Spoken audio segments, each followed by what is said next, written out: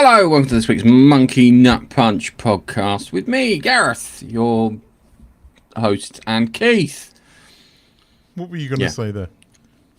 Nothing. I'm going to say nothing. Hello, everyone. Hello. So, how we been this week, Keith? What you been watching? What you been doing? I saw Mission Impossible last night.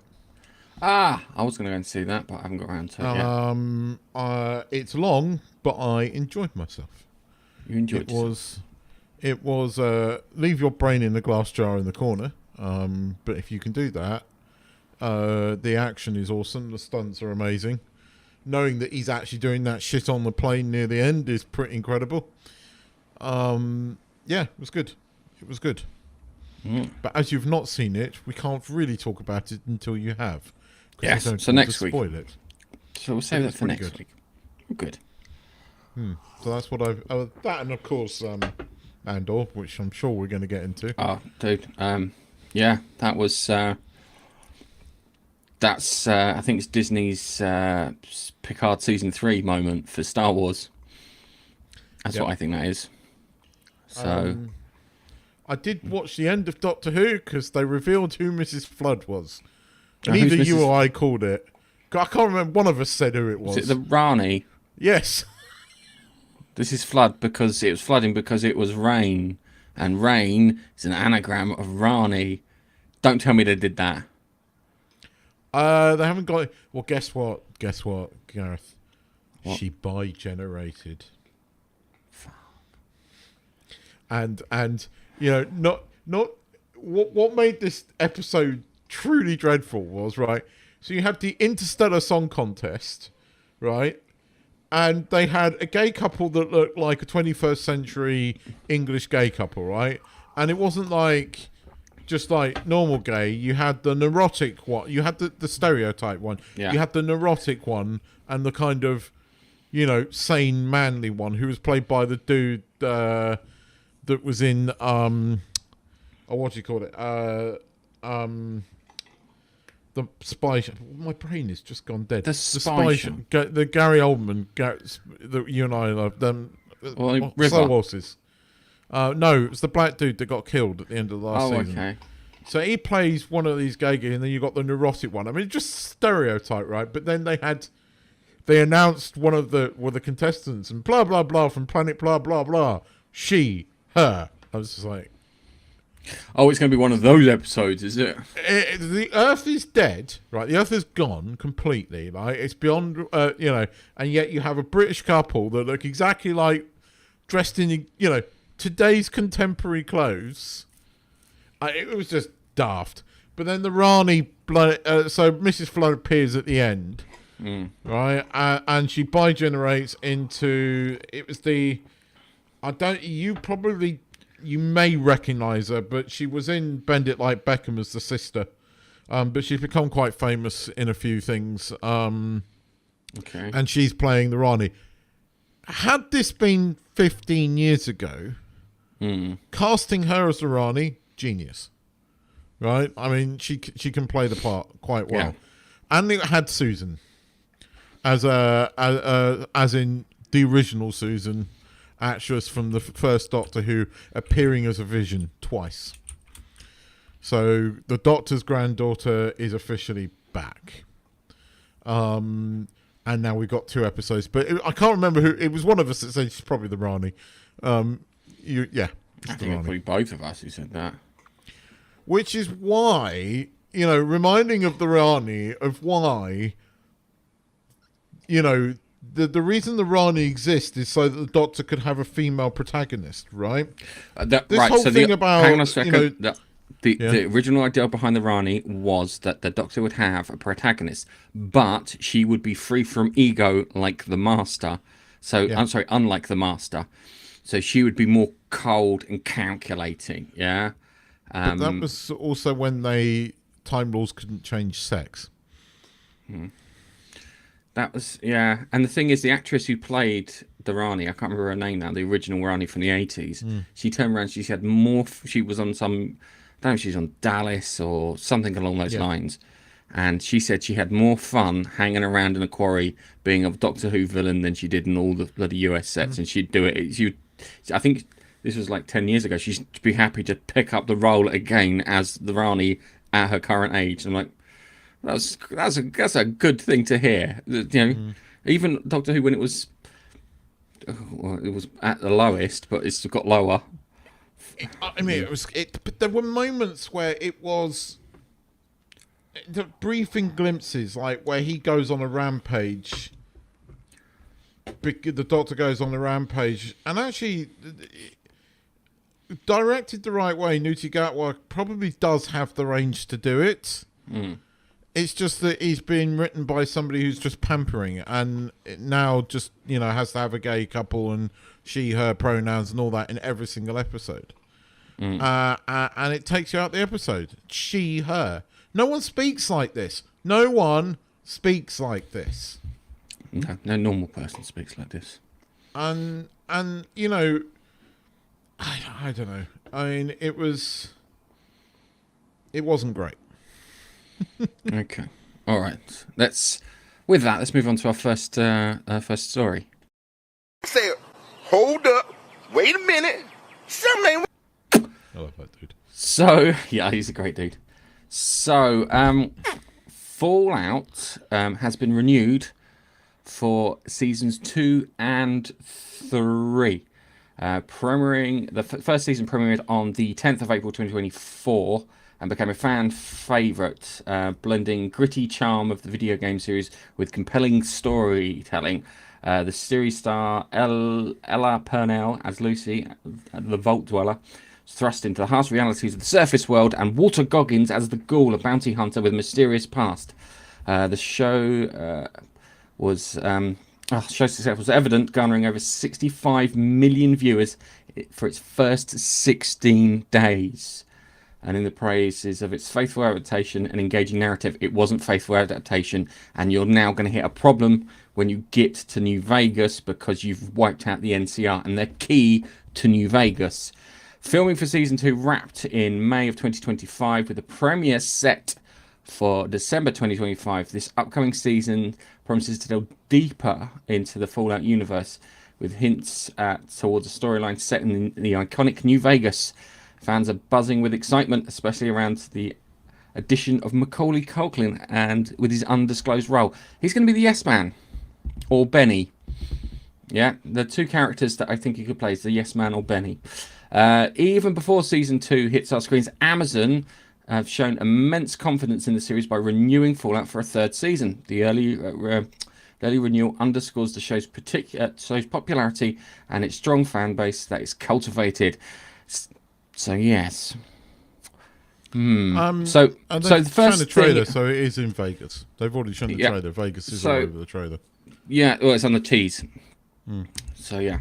So the story of New Vegas goes like this. Yeah, you had Mr. House who predicted when the war was going to break out and when the bombs were going to fall, and he he got it a day wrong. He was one day out. Yeah. So he had all these robots, these Securitron things that he would have patrol the Vegas area. He had like defenses to shoot down the bombs, and that's why Vegas didn't get bombed. And he managed to get that stuff sorted. So in New Vegas, you've got 3 factions vying for control of the Mojave. Yeah, you've got the NCR from the Californian side, who have been wiped out because that's what they did in the game. Stupid people. So the NCR have been wiped out. You've got Caesar's Legion from the east. Yeah, so you've got this whole legion of people who have based their entire culture on the Roman Empire. And then you've got Mr. House, who is desperately trying to get hold of this platinum chip, which will run his army of robots, which will take control of the Mojave. And because you've worked out the NCR, you're not going to have that kind of friction. I don't know if we'll get things like the Boomers in there, who are at, I can't remember, one of the Air Force bases in New Vegas. Who got lots of artillery and they got a working plane. They've got the Great Khans. You've got a few remnants from the Enclave in there. I don't know if they're going to delve into any of that, or they're just going to go their own way and just focus on, say, Mr. House. Because if it's a case they're going to do Mr. House, it'll be Mr. House versus Benny, who will be played by Macaulay Culkin, who's got one of the Securitron bots that they've reprogrammed, who they lovingly refer to as the Yes Man, because he'll just do anything you say. Just says yes to anything. And just seeing how that play out would be a good thing. It's weird. Fallout New Vegas was made in 18 months, game-wise, but it's still considered the best of all the Fallout games. The story's good. I'm not too keen on the map, but then again, they had 18 months to do the map, where Fallout 3 had like 3 years to do the map. Because if you play Fallout 3, you can go through the subway tunnels and take shortcuts across the map, and that's quite good. The problems are infested with ghouls and other mutated things. So great that it's getting a season 3.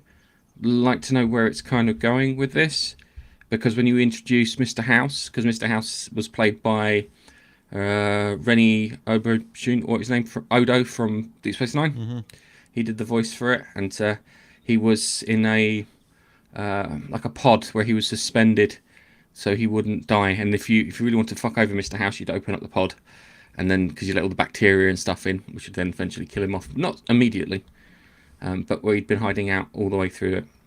So, I don't know what they're going to do, because it was always that chance of war in New Vegas that made it interesting. And there's a Doctor Who reference in the end when you're attacking the dam too. Yes, I know.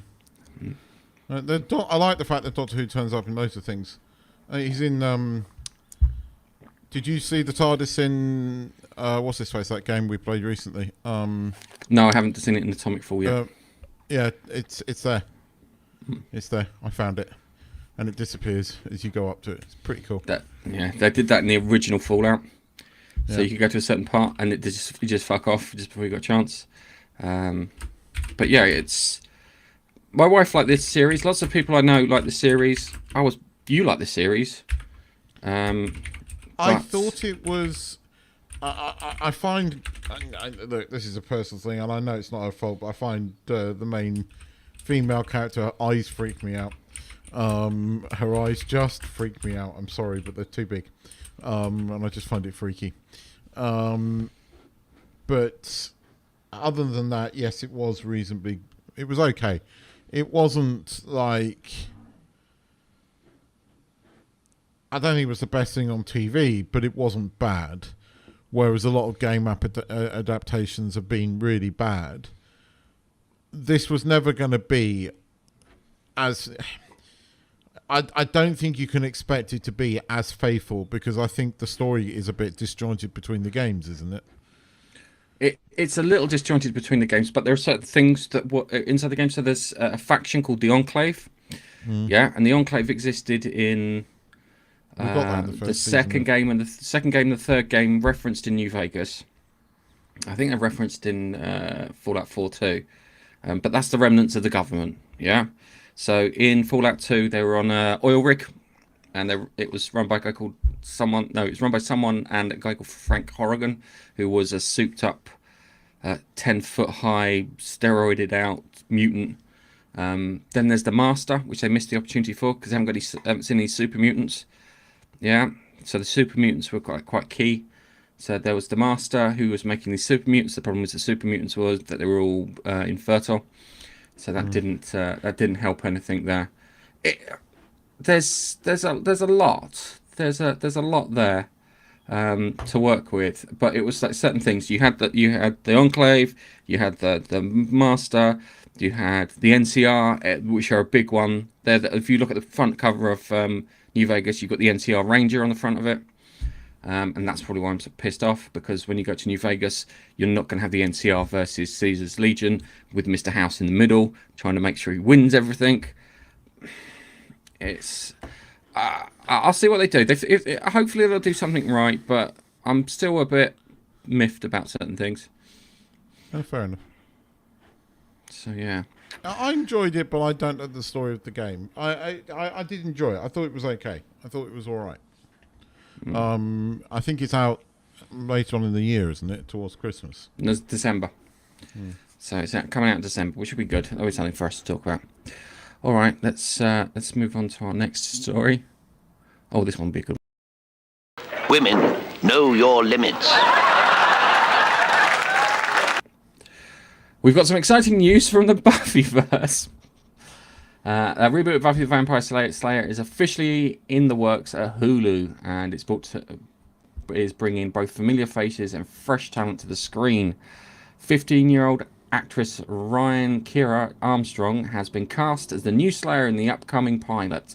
Armstrong, known for her role in Firestarter Star Wars Skeleton Crew, will portray the introverted high school student who has to step into the role of the Chosen One. Casting was announced in a heartfelt video shared by the original Buffy star Sarah Michelle Gellar, who surprised Armstrong with the news during a Zoom call.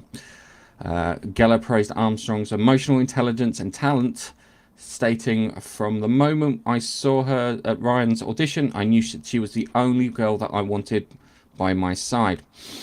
Gellar isn't just passing the torch, she's also returning to the series in a recurring role of Buffy Summers, and will serve as executive producer. She'll be joined by the original executive producer Gail Berman, Franz and Kaz Kuzula, and Dolly Parton. Dolly Parton, who was an uncredited producer on the original series. I'm gonna have to Google that now. I didn't know that now. I'm wondering that maybe something's gone wrong there in my research. The pilot will be directed by Oscar-winning female filmmaker Chloe Zhao, known for Nomads and The Eternals, whilst writing duties fall to Nora and Lily Zuckerman, the sisters behind Poker Face, will also serve as showrunners and executive producers. While the plot details still remain under wraps, the reboot is described as a continuation of the original story, introducing a new Slayer to the town of Sunnydale. Armstrong's character is expected to team up with Gellar's Buffy to save the world, signaling a blend of legacy and new beginnings. Is it Fernando's new beginnings? So, wasn't Sunnydale swallowed? I thought Sunnydale was destroyed at the end of Buffy, yeah. Like third or fourth season, it got like... They went back to Sunnydale, didn't they? It was always based in Sunnydale, but I thought Sunnydale kind of got... I can't remember the end of I'm Buffy. sure Sunnydale got swallowed up. I really am. Yeah. I can't remember the end of Buffy. There's still no mention if it's going to have Giles in it or any of the others... Any of the original sort of gang. Yeah. Well, it's like getting the old guys from Smallville back together. Like they're going to get what's her mush. Chloe. Yeah, Chloe. Yeah. No, she's not coming back. Yeah. To TV ever, unless it's a news update. Sorry, I'm just looking up. I just want to see Buffy the Vampire Slayer, Dolly Parton. Is your AI having a moment? Well, the thing is, it's been told to find at least 3 sources, and it's found 3 sources for this. But I'm just having a look at the Dolly Parton comment. Fans can't get over the fact, continued, that Dolly Parton... Oh, fuck. Stupid thing. It's alright, I've got like an ad blocker and it doesn't like it. Dolly Parton was a silent producer on Buffy. Christ almighty. Yes, it's true. Well, I found 2 news articles and there's a third before I can confirm it, but Dolly Parton worked on Buffy the Vampire Slayer. I'm shocked. I really am shocked. It's the last person you'd think would be doing that. I mean, you see, Buffy was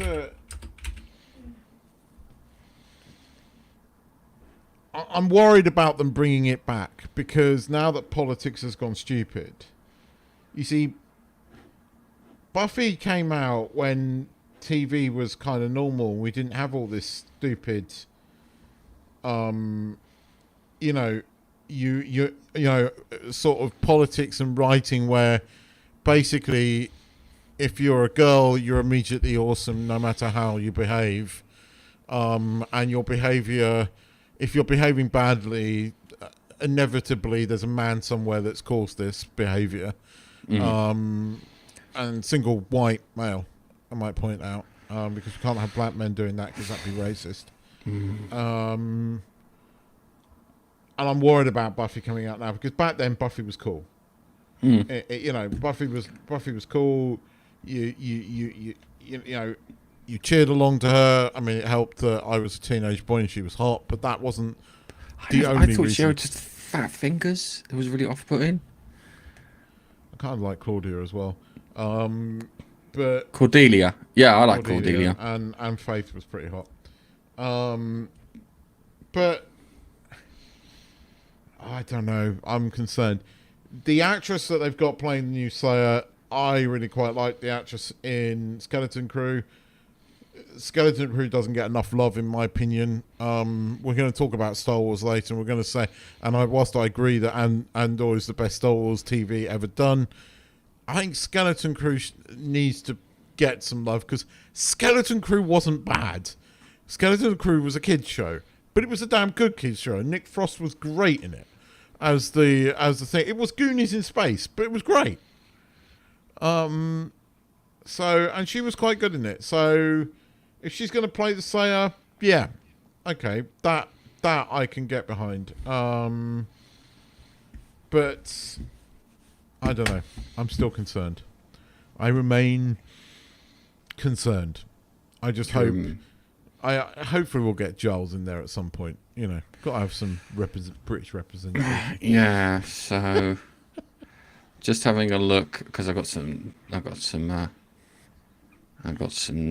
but there's nothing in there saying about any of the other cast members. So far it's her and Sarah Michelle Gellar. It's not bad. So that's a good one. All right, let's move on to our next one.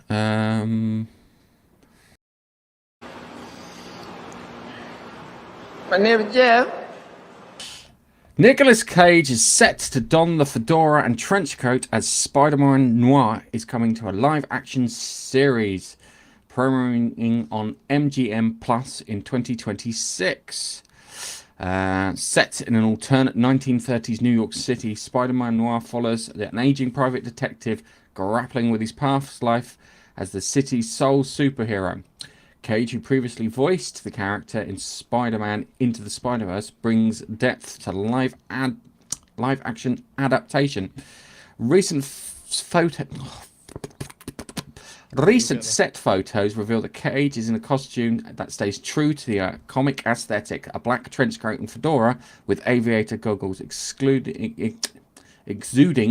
a steampunk vibe. The series will be available in colour and black and white, enhancing the noir atmosphere.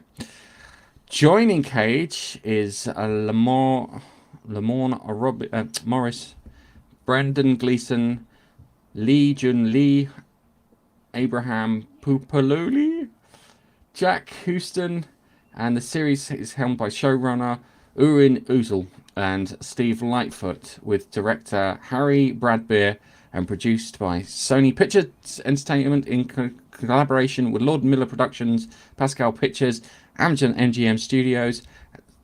Spider-Man Noir promises a fresh yet faithful adaptation to the Spider-Man legacy. Yeah.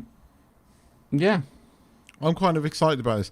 The trailer is kind of cool. Well, hang on, we've got that after. Seconds. We've got that after. But it's in black and white. I didn't think they would. It's in colour. It's Spider-Man Noir. The whole thing was in black and white. It's meant to be in black and white. The idea, I can't believe they're actually going to put it into colour.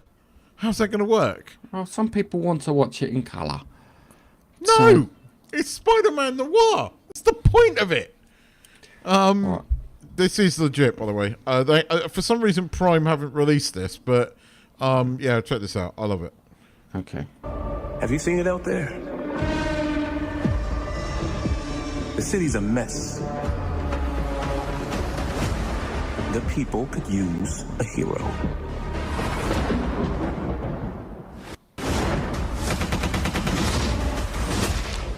I hope they find someone.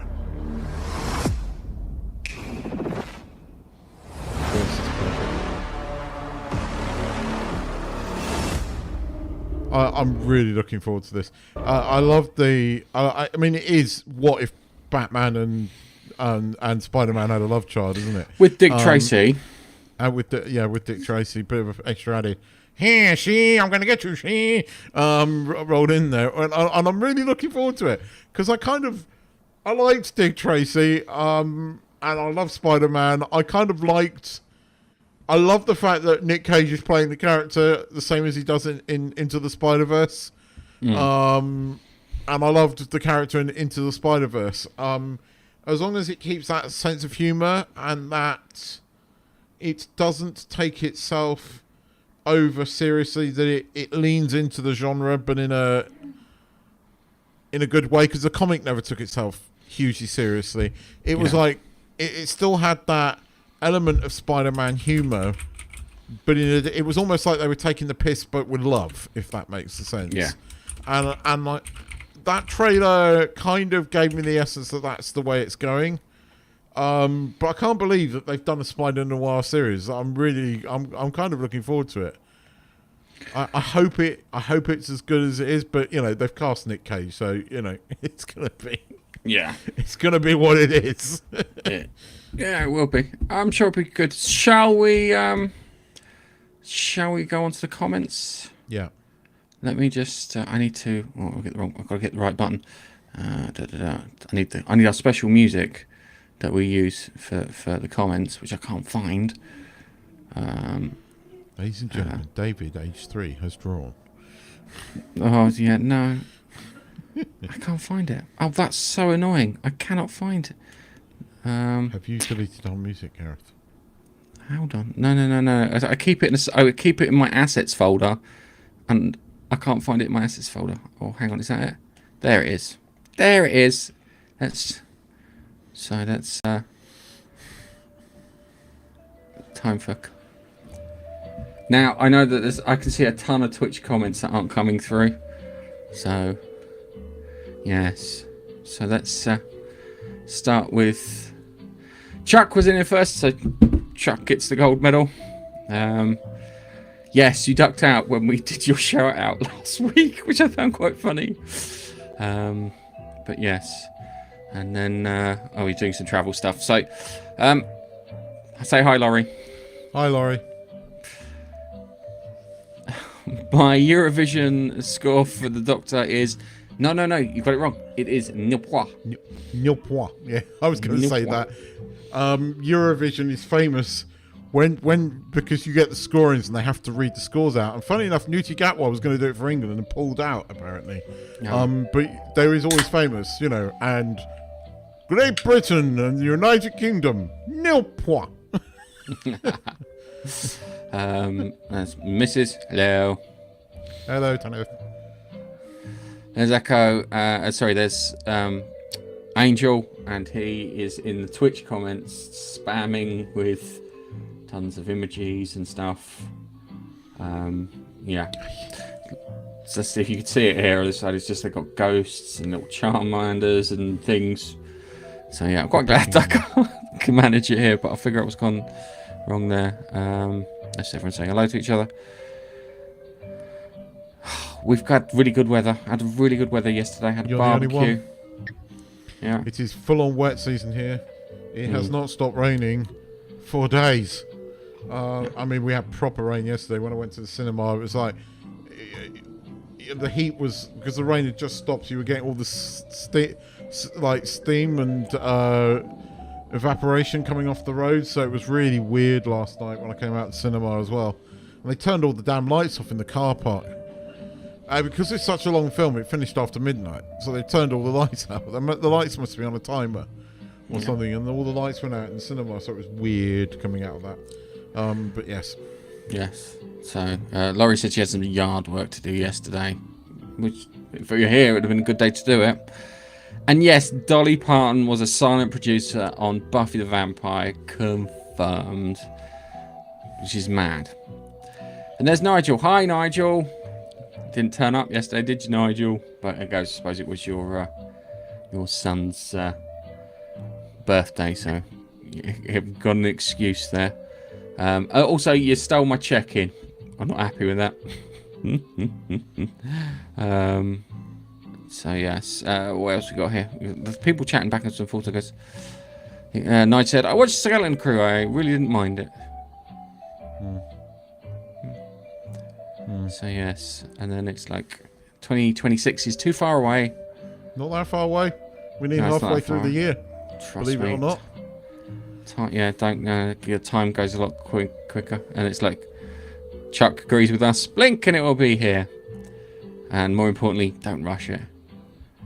And then it's hard bouncing between YouTube and Twitch. It's easier to highlight. I can highlight your comments on YouTube. I can't do it on Twitch. I can just see you arguing over crisps and chips at the moment with Echo, and Echo is right, I'm afraid. And there's my brother. Hi, Duncan. Hey, Duncan.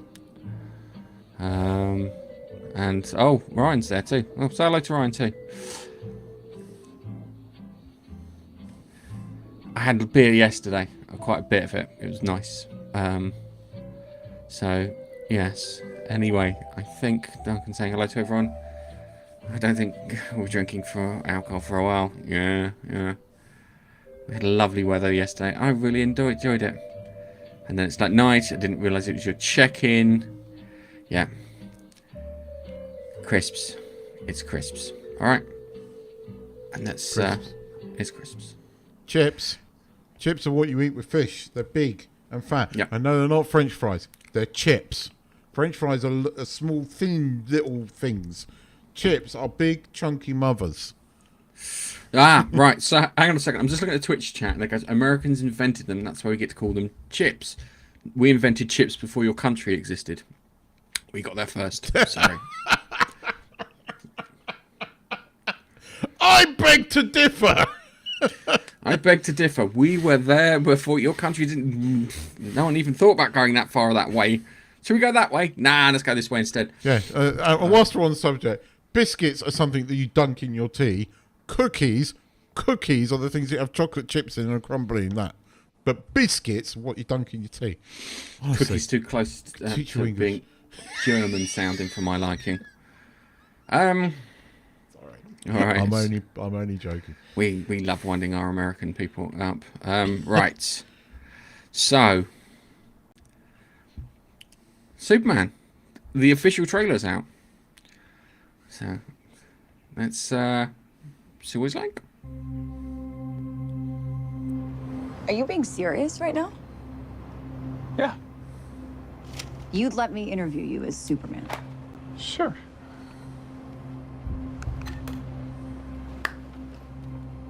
Ready? Let's do it, Cronkite. Superman. Miss Lane. Recently, you've come under a lot of fire for I don't what know if some it's a might. lot of fire, It's but- a lot.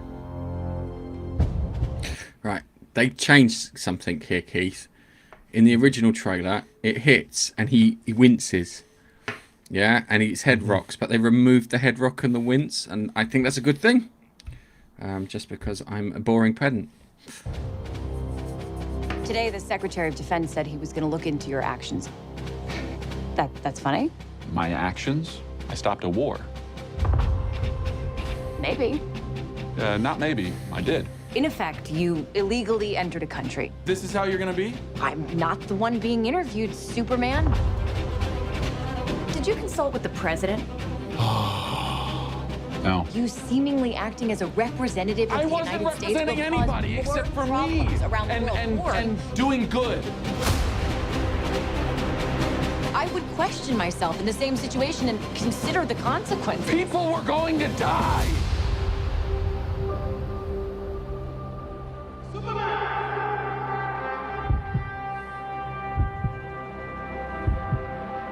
Hey, buddy. Eyes up here.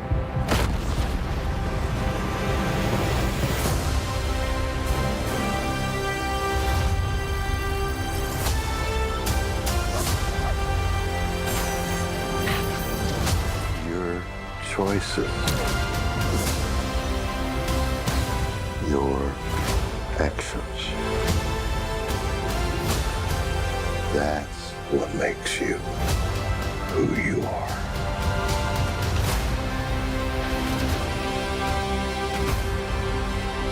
Superman. He's not a man. He's an it. He's somehow become the focal point of the entire world's conversation. but will not accept that. I cleaned your boots. I'll go get them for you.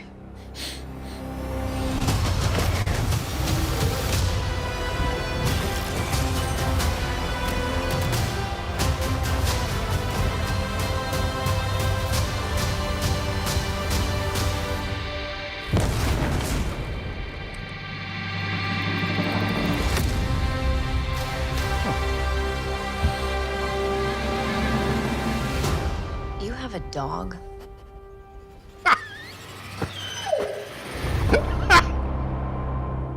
Sorry. I really like that trailer. I So really do hope I. the film's like that fucking trailer. I really do. But I like that. I love the trailer. I knew she would be a good Lois. The minute I heard her casting, I thought, yeah, she will work as Lois. Hands down, she will work as her. This really shows off Nicholas Hoult as Lex, and he totally works for me. The guy that they've got playing Superman works for me. I like the fact that they brought some sort of more modern, shall we say, thinking, did you ask any permission before you stopped a war? No, I was trying to save people. But I like that level of conflict because it worked. The trailer, as I think Chuck said, is absolutely tight. It's a fucking good trailer, and it sells me on the film. I'm actually really looking forward to it, but I'm with you. I hope it's as good as the trailer. But if it is as good as the trailer, then we're going to come out with going, wow, I liked a Superman movie. Yeah, I am a bit worried. It's like Angel's made a comment that goes, is he weak and pathetic? He's supposed to be Superman, invincible. See, that was always the thing with Superman for me. It was the fact that he was too invincible. Yeah. Without the ability to, if he can tank being hit in the face, by a nuke, he's never. There's no risk. There's no what do you call it? Stakes in any of the storyline. There's no tension. No tension, things disappear. I've heard rumors about certain things about interdimensional monkeys. Have you heard that one? Yes, I have. But I've heard about the Pocket Universe. Yeah. But I also have heard about what I've heard is that Lex is using like monkeys to create hatred online about Superman, which kind of plays into today's modern thing. Yes, yeah, okay. but if not it turns with out they're he having just to used go a at fucking algorithm. Lex Luthor would use an algorithm. He wouldn't use interdimensional monkeys with typewriters. Let's find this out. Don't forget who's making this movie. Don't forget who is actually making the film. But the trailer works. Oh, yeah, all right. The trailer works. Film, don't know. I always think that the rule for Superman should be anyone at Superman's level can beat him to death the same way I can beat you to death, Keith. That way, because it's fair. Because you need stakes. Because if he doesn't have any sons, sorry. Except when I'm playing an alien. I'll be the predator. Word. Kill everyone in the world. That was like 2003, Keith. Yep. 22 years ago, Keith. I won. 22 years ago. And you won't let it die. 22 fucking years ago. I haven't got any clips. I haven't got any gaming clips to share at the moment. Yes. Sorry, I'm just going through the comments and stuff here on the other bits. But trailer looks alright. I don't know. I am worried that the rumours I've heard about the actual storyline are true. That's my concern. For me, if it was a case of the whole thing that precipitates it is the fact that he starts off by stopping a war, yeah, that's not a bad thing. That's very super. That's very supery. That's something that should be done. So yeah, I've heard that the dog it doesn't belong to Superman. That it's Supergirl's that he's looking after. Supergirl wrapped last week, by the way. So that is coming. The suit has been released and it's the traditional suit. So the actress they've got playing Supergirl is I think will be really good. because she was really good in House of Dragon. The trailer that works for me, Superman can't be invincible all the time, or it doesn't work. There's never any sense of danger. There's never any. This is the same thing we complain about. You know, like the problem with Captain Marvel was that she was immediately awesome from the stop, and there was never any real sense that she could get beaten. I like the fact that Superman could get beaten. Of course, he won't get beaten. He will inevitably finish on top. But the fact that Krypton does make him vulnerable. The guy that's in the cell with him there, what's his character's name? He can disguise himself or take on, and because Lex is using him. No, it's not Martial Manhunter. That's not Martial Manhunter. That's that's not Martian Manhunter. That's another character from Superman. Go on, get googling. Quickly, Keith. People are waiting. Faster, Keith. Yeah, I don't know who it is, and I know it is. Hang on, because I've got who is it? Who is the character? It's not going to tell you. It's my. Here we go. Anyway, Keith can't Google for shit. No. Metamorph. Metamorph. Okay. Yes. I have no idea who Metamorph is. And no Parasite is. He turns his hand into Krypton, because if you look close enough in the trailer, Superman is able to get beaten because Metamorph has got his hand as Kryptonite. So that's how Superman gets his arse handed to him, because Lex knows about Superman's weakness. The pocket, there is a pocket dimension in it. They don't have the what's-its-face dimension in it yet, apparently, but Phantom there is Zone. another pocket. Lex has a pocket dimension, apparently. Okay. So, those are the rumours I've heard. But the trailer works for me. Yeah. Whether the film's anything, that's like the Indiana Jones trailer. I like the Indiana Jones trailer. I knew the film was going to be shit, but I like the Indiana Jones the trailer. first 20 minutes of the Indiana Jones movie are really good. Have you ever watched that first 20 minutes? No, I couldn't. It's really I just good. turned it on, and I was like, the first 20 minutes of Indiana Jones, the last one, is really good. Then it gets shit. Okay, it's No, because it's when they de-aged him, and it was like he was on a Nazi train, and it's really it generally feels like Indiana Jones. Then it gets shit, and then that silly cow that destroys everything turns up. So, the silly cow who destroys everything. The English bird. What's her face? The one that smacks him and knocks him out. Oh, yeah. Who would probably be Phoebe better. Waller-Bridge. Yeah, that was Bridge. it. Yeah. No, what's it? Miranda Hart would have been a better. And she would have been it would have been great with Miranda Hart. Could you imagine it with Miranda Hart? She'd be like, she'd hit him and she'd go, "Oh, I didn't mean to." Yeah, you'd get much funnier, and she's a much more physical comedian for a woman. But hey, it's one of those things. I like Miranda Hart. Right. So, what you got another trailer? Are you going to make me sit through this other trailer? Of course I am. Let me pop that up there, and here we go. Sorry.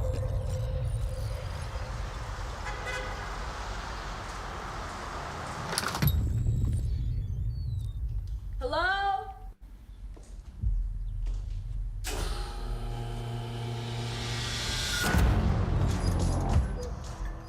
For real?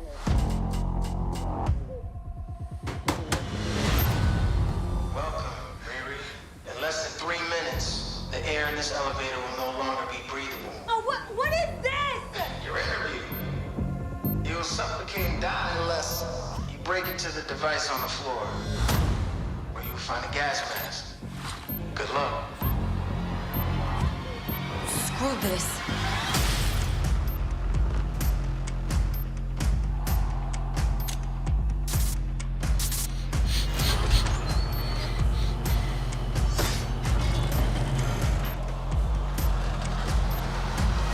I heard Riri Yeah, Williams was a okay. genius. Yeah. So, We're safe. We're coming back to this. Fuck, it's a lot longer than I thought. I see you. I see you're fed up, waiting to be acknowledged for your greatness. You are not the first genius at MIT. How come you're not working at one of those fancy tech firms? After my internship abroad, I want to build something undeniable. Something important. Iconic. It's a brand new. I can give you the tools to help you carry out your vision. But anyone who's ever accomplished anything iconic in life has had to do some questionable things to get it done. What will you do, Riri? Mate, clean your hair. You've bitten off a hell of a lot more than you can chew. I could chew a lot.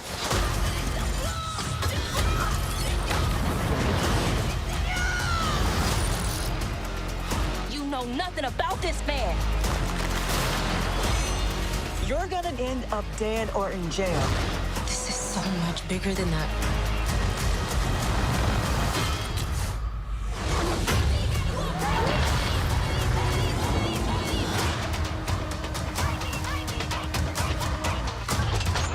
This is wild. A shady bunker. My bunker's not shady. Would a shady bunker have that on the wall?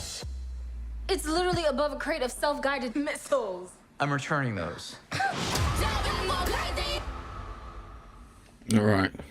So let's break this down, shall we? Yeah.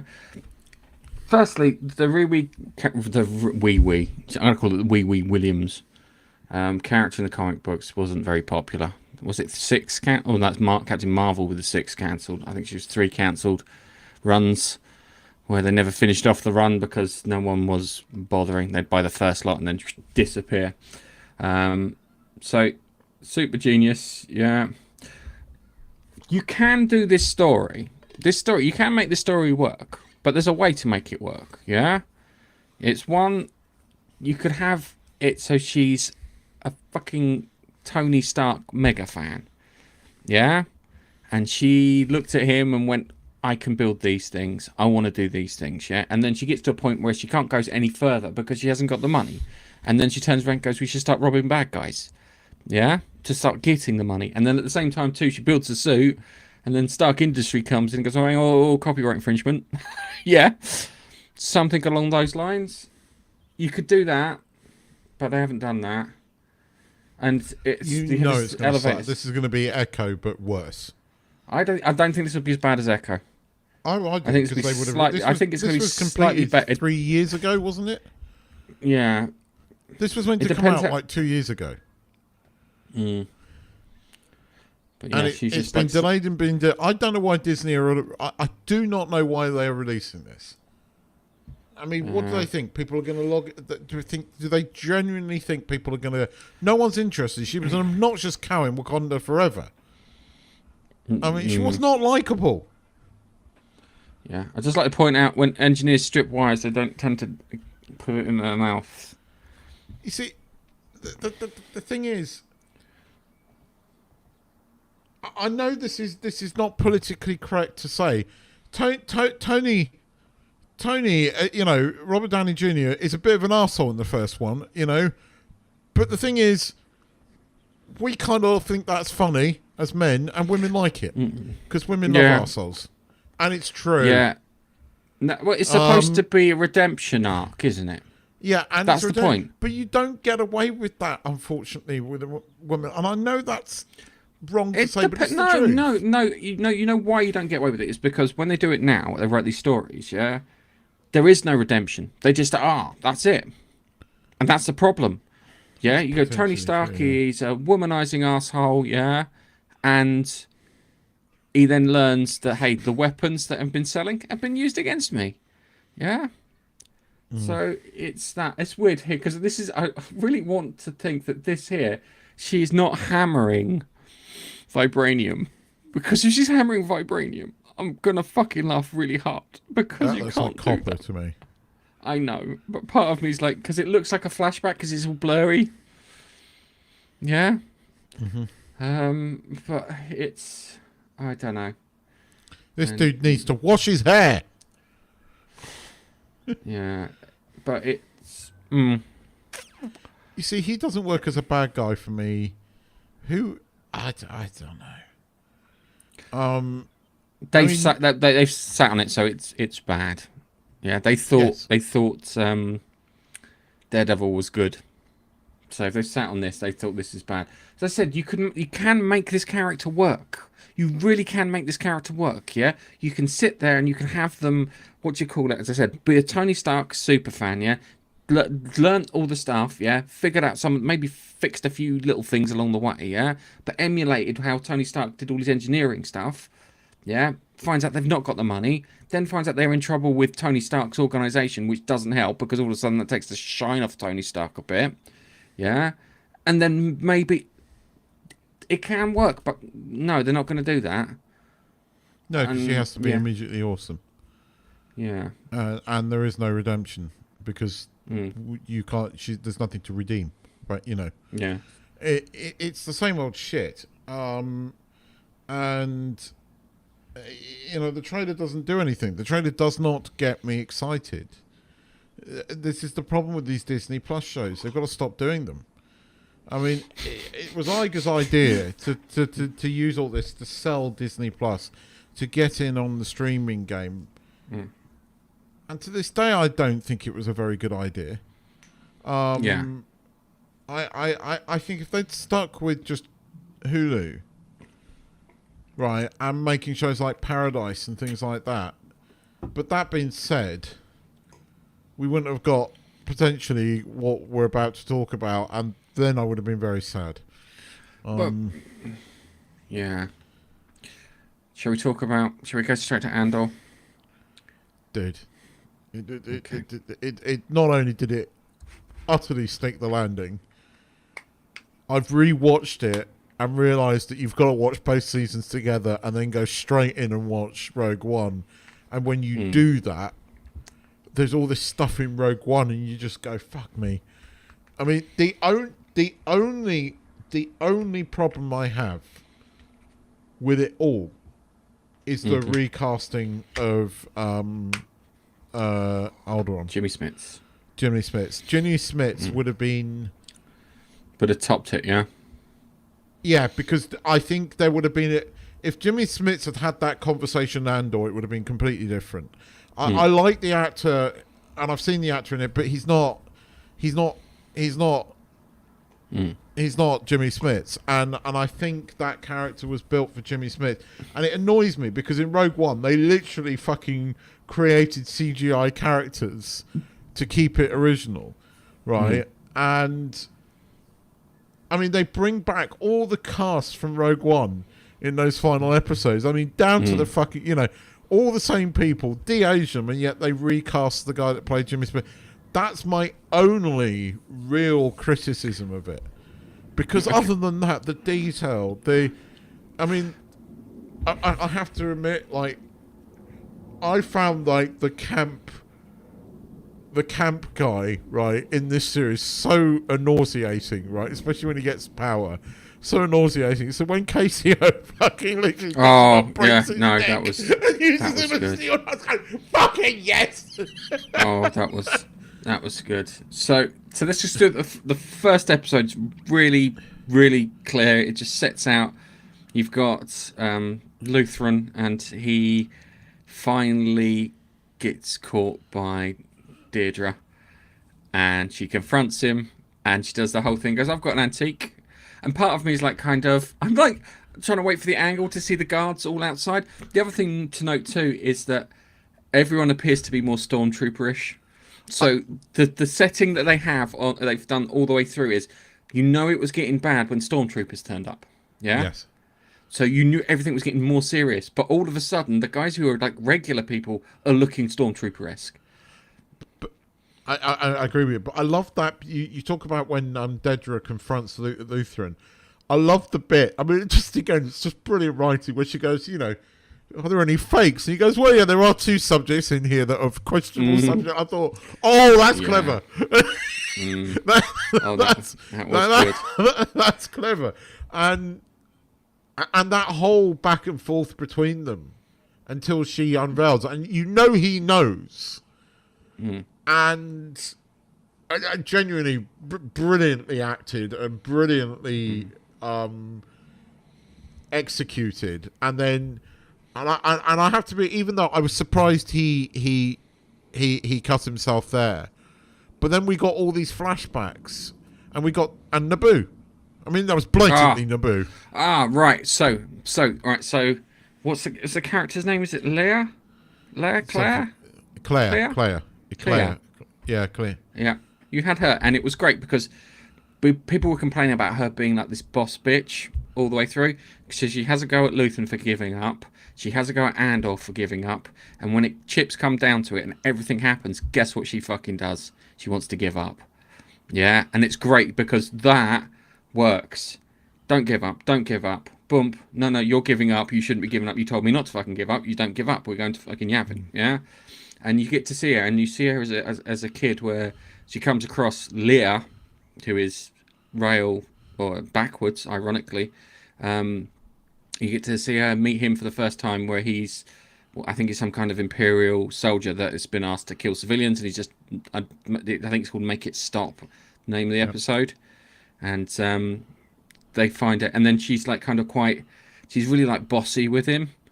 Yeah, she's like da-da-da-da-da. And then it's great because you see it again, twice she's bossy with him, and on the third time he sits her down in that restaurant in Naboo, and he turns around and goes to the bomb, the bombs on the thing. He goes, "Are you going to blow it up?" He goes, no, you need to look here. He goes, "Enjoy your food. Enjoy your food. Do not look there. Do not look there, because when I press this button, boom, yeah, people are going to die." And he goes, "Pff," and it blows up, and then all of a sudden she sees the actual reality of what's going on, and she changes her fucking tune. And that's great because she was being bossy and then put in her place, and it was done in a good way too. So it's like you saw that, and then boom, but it was just good for her kind of character development. And it was quite sad, the fact that she had to kill him or take him off life support. And yeah, the weird alien that looked ET-esque in the lift. Yes, I thought E.T. as well. I thought exactly that. But I liked it because it was a moment of comedy that we hadn't had. There are, actually, if you go back and watch season 1, there are a lot more comedic moments like that in the first few episodes, little Star Wars-y moments with aliens. And we hadn't had a lot of that in season 2. So to have that moment in the lift was quite funny. And it broke the tension a little bit. And it was really tense. Yes. It was really tense. I really enjoyed that tension. That tension was really working for me, because you can't, storylines don't work without tension or conflict. And that was something I really kind of enjoyed there. So yeah, that was good. I genuinely don't. I the more I've watched this through and gone, you need to watch. All these people said, "Oh, it's boring, it's slow, and everything." You need to watch this again as a whole, because he is crafting a story. This was meant to get 5 seasons. When it was initially it was meant to get 5 seasons, and I'm slightly sad that we don't, because there are moments in between that we have missed. I would have loved to have had more KSO2 moments, but I loved the whole the opening of the second episode when they're all playing cards. I loved that. I loved that whole camaraderie between them. The two humans they can't help themselves. It is so funny. And again, a comedic moment, and it's great. And then it goes all serious when the radio's brought in. And then, even though by this point, you can argue that the Andor's been radicalized. He is, a fully paid up member of the Rebel Alliance. He still has loyalties to Luthen despite it all. And he even says it in a speech. He goes, I'm saying this, and I know both the good and the bad, and I'm still saying this. And he's right. None of them would have been there without Luthen. I mean, Mon Mothma would not have got off Coruscant without him. Yeah, I like the fact that Bail Organa had to fucking acknowledge that. It was like, yeah, I did fuck up. But again, you see, that would have worked better if it had been Jimmy Smits. Bail Organa was a good guy, right? And Jimmy Smits always did that. But Jimmy Smits has quite an acting range, and he can turn in a second. And it missed him. Being in that part. Because, again, had Jimmy Smits said, "May the Force be with you" at the end there, that would have meant more. That would have been more. That would have meant more, because there was so much in that. Because it was a different actor, even though he was wearing, and I loved it, that he was wearing the same costume as Jimmy Smits, was in Rogue One. It all worked for me, and I love how it gets you there, because again, you go and watch Rogue One. They didn't get the name Galen Erso from the character that Andor meets on that weird sort of space station.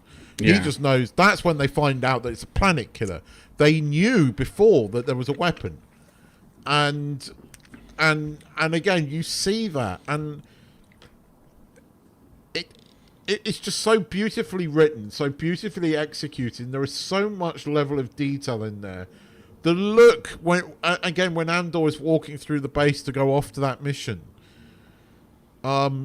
It's sad, but it's not. It's sad. It's inevitable, but at the same time, it's you can't help but you have so many mixed emotions by it, and it's so well done. And I love. And you should watch the end credits, because you get this like orchestrated music, and then towards the end of the credits, it goes into John Williams' Star Wars music. Just to remind you that you've been watching a Star Wars show. And that was like, again, I loved that. You have to watch through the end credits, but then we get the proper Star Wars music at the end. And this is the best goddamn Disney Plus TV series, Star Wars series ever made. It's still not very Star Wars. That's the thing. But it doesn't need to be. It isn't. It's more. Isn't. There are moments. So the one bit I liked was when Palagaz shot himself. Yeah. Yeah, because it was like kind of, just need a moment on my own. And they're like, no. This saves on paperwork. It blows brains out. But it wasn't really his fault. I mean, he was set up by Krennic. And I mean, that scene between Krennic and Dedra. That was awesome. I mean, but again, we missed out on all that. That's where we missed out on her finding out about the. It's because of her. It is all because of her that they even find out about the Death Star. As I said, Andor and Deirdre kind of mirror each other. Yeah. So you got Luthen and Palagaz, who are kind of like the mentor figures. You've got Bix and Cyril, who are like the significant others, and then you've got the two of them, and they both are significantly attributed to the whole Death Star thing, which was good. I have to say that Diego Luna in Rogue One got fuck all to work with in comparison to Andor, which was a bit annoying. The very final scene, I could have predicted it. The fact that we hadn't seen Bix in the first two episodes, I was like, "Oh, we're going to see her right at the end." And I was really worried that he was going to get a note literally before he left saying she died in some accident or some raid or something. And then when he got that last scene, and it's like kind of, and that was it hit me in the feels. I was like, "Oh, that's quite nice." You see, there's some people saying that that's Poe Dameron. Fuck off! It's Poe Dameron. Yeah, I'm saying that. Tony Gilroy is doing a film, but based upon apparently Andor season 2. Again, it's kind of had the Star Wars, Star Trek Picard season 3 effect. That it's now become a much bigger hit than anybody was expecting it to be, because again, most of the channels, with the exception of the biggest Star Wars YouTube channel, are all behind this, saying it's brilliant. It's really, really good. Gilroy has hinted that he wants to come back. Do you know what I think he should do? What? I think he should do the Bothans. I think he should do the second. I think he should do the second Death Star. Makes sense. Bring it back. Do the second Death Star. bring in some new characters. You could bring back some of the characters from this. You know, you could bring in Binks back. There are characters that are left that you could do something with, and you know, there's Rebel characters that could be involved in this that would make sense. I want to see him do more Star Wars. Does it feel Star Warsy? Well, what is Star Wars? I mean, you know, there is a whole thing. Many Bothans died to bring us this information. Mon Mothra says it in Return of the Jedi. Return of the Jedi. Don't start a nerd fight, for crying out loud. And there are moments that there are areas that you could do something in, but it definitely, he should be working while the Empire is at strength. I don't want him around. I don't think there's something he can do post Empire, because I really don't want them to acknowledge the bloody First Order. But this has made me a Star Wars fan again, and watched Rogue One again. I appreciate Rogue One in a whole new light. I suspect that they are going to release a director's cut version of it, or have a re-release in the cinema. I'm not sure, but I suspect they're going to do something with Rogue One. What I really want them to do is I want them to get those episodes and trim them right down and turn them into little films, just to see what like an accelerated version looks like. Seriously, because I reckon, because that's one of the criticisms that people got from watching it, is they turn around and said it's too long, it lingers in certain places, and I think seeing a cut down version of that might. I know fans will do one, but I think they should do one. The prison one lingers. The first 3 episodes don't linger as much as you think. The prison ones linger. That the prison one ones. was that. Hang on a second. That prison one for the setup at the end with Deirdre. You knew exactly where she'd gone and what she was doing, and she's fucked, which I thought was great. Yeah, it was brilliant. I've rewatched it, and the prison ones with Andy Serkis linger, and the final 3 to a certain extent linger a bit. But actually, the first 6 episodes are quite tight. It's those prison ones where it starts to linger a bit.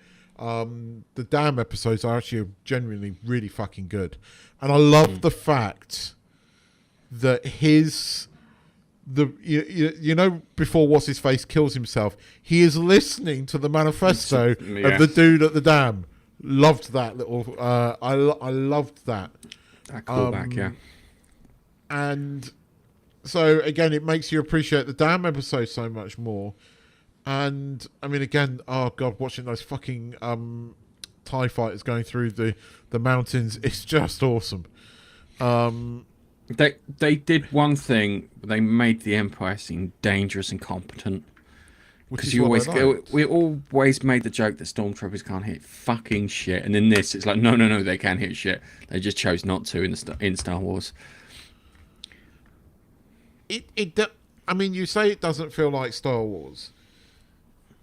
I argue that there's quite a lot of, expanded universe stuff that is not all centered around the Jedi, like the Thorn stuff.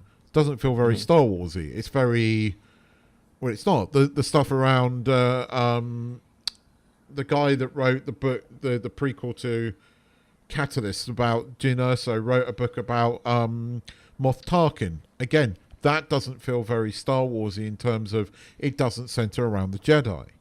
But I argue that Star Wars doesn't need to just be around the Jedi. Yes, Star Wars has mythology. Yes, it has that interesting stuff, and for some people, that's what they love. But there is an entire bloody galaxy there with different planets and different cultures, and it gives you a much bigger sandbox to play in than say the Marvel Cinematic Universe. And look what somebody did. They wrote something that was compelling. It made the Empire fucking scary, and it was just brilliant. And it had Star Wars moments. If you go back and there are Star Wars moments in there. They broke the rule and did put the Force in there. And again, the fact that Bix, I mean, it's endless to who Andor's son can be, because Andor's son is clear. Bix is clearly force sensitive, right? Because she talks about it, and I love the fact that the force was guiding him.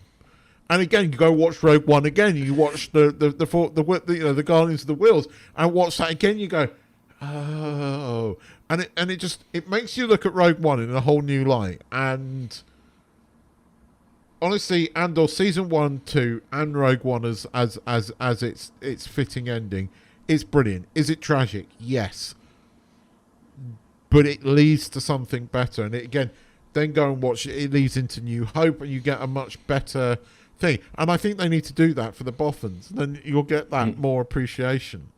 So I genuinely loved season 2. I thought it's not just some of the best Star Wars TV, it's some of the best TV ever written. It's, as I said before, my thing is it's more science fiction than Star Wars science fantasy, and that could be quite off-putting to people. Yes, but it does lean in to the fantasy at the end. It leans in. That's why you see the Force healer.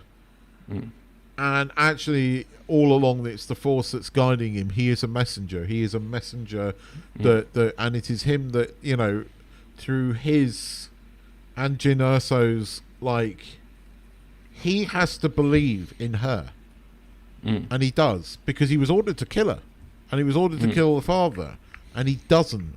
And again, it's hinted at in Rogue One, but pay attention, blink and you miss it. The episode, whatever it was, where he's with Bix, and then why she leaves him. Okay, you find out she leaves him not just because she's pregnant. I love the fact that she goes back to the planet, the corn planet. Let's just call it the corn planet. Yeah, just to rub it in fucking what's his mush's face, Zack Snyder's face. We can do corn plants, but we can do them fucking better. Yeah, and all those people that said that the boss in episode 3, betrayed them. No, he didn't. No, you and I were you haven't watched enough. You have not watched enough World War II films, because that was a trait in World War. I felt the same as you, and I'm glad you felt the same way as me. I was blown away by those final 3 episodes. They could have gone in a different direction. They didn't. They gave us that Luthien episode, which is brilliant, actually. And then, each character got a reasonable ending. When Bix, when Andor has a sit down with Mon's cousin, when Andor first meets her, he is paid. He's what's its face for hire, and he gets paid, whereas she's a fully paid up member of the rebel. Well, she's a rebel and she believes in it. He's paid, but by the time they meet again on Yavin 4, he is a full up member of the Rebel Alliance, and I love that. I love that circle. And Mon Mothra looking far more happy. What I found out, and what Gilroy has written, and they didn't put it in there, and I'm gutted they didn't do it. Right? What was that? When you see Mon Mothra's husband at the end, yes, and he's in the car and having an affair with the his son-in-law's mother, right? Apparently, there was going to be a scene just before Mon left where he admitted to knowing what she'd been up to the whole time. He knew about it all, and he was protecting her, basically, and that actually he wasn't the dick that turned out. And that scene where he is with her but doesn't look happy about it was filmed with that scene in mind, but it got cut out. And I was like, why didn't you leave that in? That would have been so much more, tragic, but again in a good way. It would have made you see that character in a whole new light. And that ending when you saw him in the car would have meant so much more. It's like, why was that scene there? It didn't make any sense. Because you knew that he knew something. Yes. Yeah? Well, you knew that he knew something. Yes. And by acting ignorant and playing, he was protecting the wife that he actually loved, which. Oh God! You know, I mean, the fact that Gilroy thought of it, I'm choosing to believe that scene exists. Okay, because it makes that ending so much more for that shot. And I mean, you know, seeing Soul on Jeddah, staring at the thing and knowing about what is about to happen. God, it's still so fucking good. Right. So the thing with Saul Guerrero, him huffing diesel for all intents and purposes. Yeah. I always thought it was something. I thought he had like bad lungs, but no, he's huffing diesel fumes or jet fumes or whatever you want to call it. Yeah, because he's gone nuts. But again, you would go nuts when you see your family murdered by the Empire, which happens, by the way, in Clone Wars. I think, was it Clone Wars? I can't remember what it was in. Rebels. Yeah, it was in one of them. It was either in. Do you know what the worst thing is? Is you look at Andor and it's like Andor's not quite the right name for this TV series. The problem is, there we go. The better name for the series is Rebels. Yeah, but you see, Rebels did a good job. I mean, don't forget, Rebels ended when Disney had taken over, and they let them finish off Rebels, and Rebels did finish off in an okay way, and then Filoni lost the fucking plot. The thing is, they're making Ahsoka season 2, and it ain't going to be a patch on this, and that's the problem. What is it with these people? It's the same with Star Trek. You win back a good percentage of the fandom. You win back the people that matter, so the influencers on YouTube, who, you know, as I said, with the exception of one big crybaby, you know, everybody loved it. But I mean, generally, you don't get TV this good, this well written, this well understood very often. And we've had 2 series this year that I have genuinely fucking enjoyed, right? And it's this and Paradise. And both of them are extremely well written on a human level. Oh, Mobland, Keith. Mobland. Yeah, well, it hasn't. Oh, well, it hasn't ended yet, but fuck me. Oh, yeah, McGonagall turns up. The new McGonagall turns up. What do you think's going on there? What's Toby Jones? Sorry? Turns up. What, in Mobland? Yes. It's McGonagall on the plane.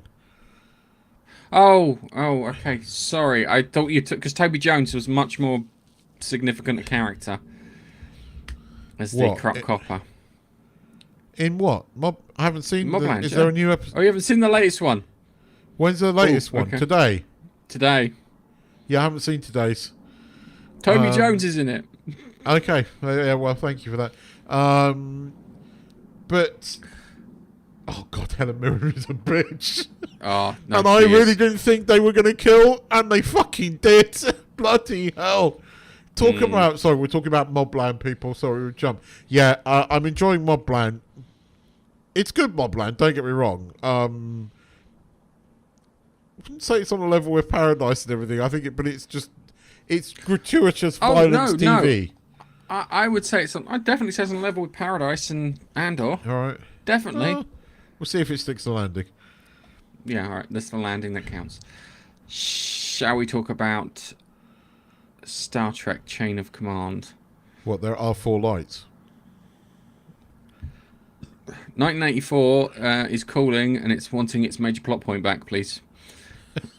Winston has got questions. It was worse in 1984, though, because in 1984 they did break him. And he went off to be fucking executed quite happily. Which is the bit that always got me about that. I saw Jellicoe slightly through a new light. Right, so my thing with Jellicoe is that he was never an arsehole. You saw it, right? So he was a bit of a dick. He was a bit of a dick. He didn't listen when he should have done. To a certain extent. But on the other hand, the Enterprise crew were probably slightly laid back, but at the same time, he was a bit harsh in places. The thing is, when he has that conversation with Riker, I don't like you, you're blah blah blah blah, and then Riker turns around and goes, well, you know, whilst we're in the confines of my apartment, I don't like you either. I think you're single-minded, blah blah. They're both right, by the way. They're both right. From my perspective, Jellicoe turns up, yeah, and he's like kind of, there's a good chance that these people, at the end of the week, might be dead. Let's increase their chances of survival, because there's a good chance that we'll be at fucking war. But at the same time, if you have a duty system that's working, right, and you come in and you change that, and then you get pushback on that. Yes, okay, it's a military ship. Well, it's not a military ship. Starfleet is not a military. Yes, okay, it has a thing, but it's you tend to go and find out, well, what's the pushback, and understand it, because that can be counterproductive. The fact that he stays rigid in that, I felt, was potentially wrong. As somebody who does management, when you get that level of pushback, you might want to find out why. Right, you might decide that they're all being dickheads and you're right in the first place. But he was. There were moments there that I felt he was a bit of a knob, but at the same time, you see him in a new light because he was ultimately, right in some ways, and the way he deals with the Cardassians is kind of cool. Oh yeah, no, that was great. Arseholes. Make him. We don't gonna make him wait for a fucking hour. Yeah. Before I get in there. And the worst thing is they got in there, and then the moment they started talking, they went, actually, no, this plan actually, you could see him going, oh, this plan actually makes sense. I can see where he's coming from.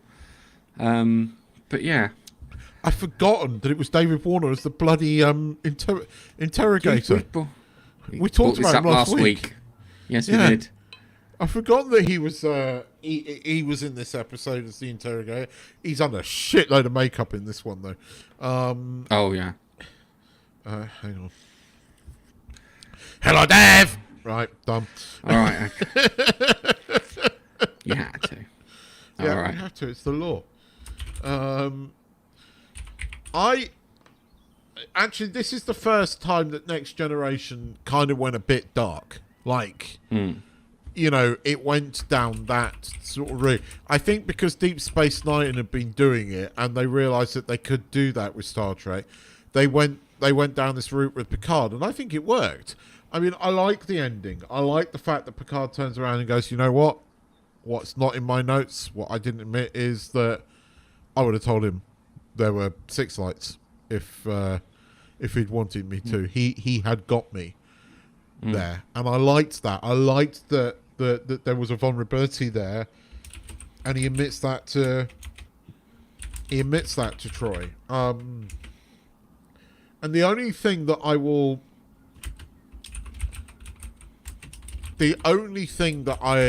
say about more modern Trek is I do like how they don't forget the previous episode, right? Whereas, like, the next fucking episode after this was Ship in a Bottle, which is a very good episode, right? Totally forgot that Picard had been quite badly scarred the week before.